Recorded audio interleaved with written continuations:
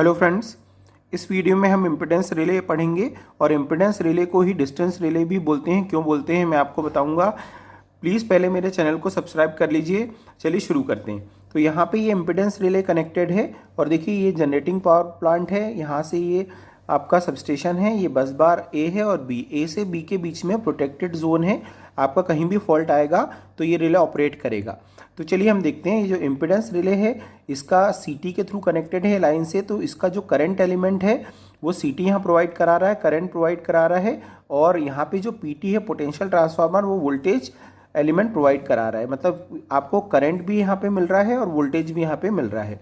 तो ये यहाँ पे क्या होगा, इम्पीडेंस को मेजर करेगा। और यहाँ पे जो आपका पोटेंशियल ट्रांसफार्मर है जो आपका वोल्टेज प्रोवाइड करा रहा है वो रिस्टेनिंग टॉर्क प्रोवाइड करा रहा है। और जो करंट एलिमेंट है जो सीटी के थ्रू मिल रहा है वो आपका एक्चुएटिंग टॉर्क प्रोवाइड करा रहा है।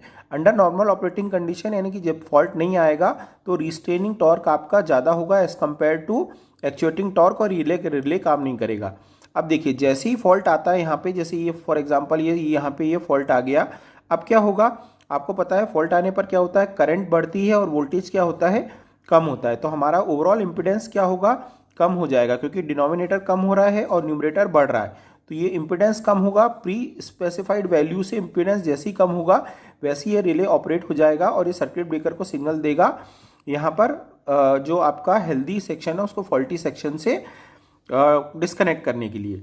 और दूसरी तरीके से देखिए, मैं आपको डिस्टेंस के पॉइंट ऑफ व्यू से ही बताता हूँ। देखिए यहाँ से यहाँ तक की डिस्टेंस अभी इफेक्टिव डिस्टेंस है, करंट पूरी फॉलो कर रही है तो इम्पीडेंस इतना है आपका। यहाँ से यहाँ तक इम्पीडेंस ज़्यादा होगा, लेकिन जैसे ही यहाँ फॉल्ट आएगी तो करंट क्या होगी, यहाँ से आपका इतना पाथ फॉलो करेगी, यहाँ से अर्थ हो जाएगी।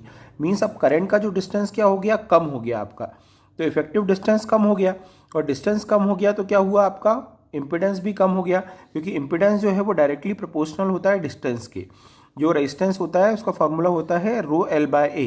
तो आपका रेजिस्टेंस इम्पीडेंस पे डिपेंडेंट है। तो लेंथ जो हुई क्या हुई, इफेक्टिव लेंथ ए से बी ना होकर ए से फॉल्ट 1 तक होगी। मतलब आपका लेंथ कम हो गई तो इम्पीडेंस आपका कम हो गया।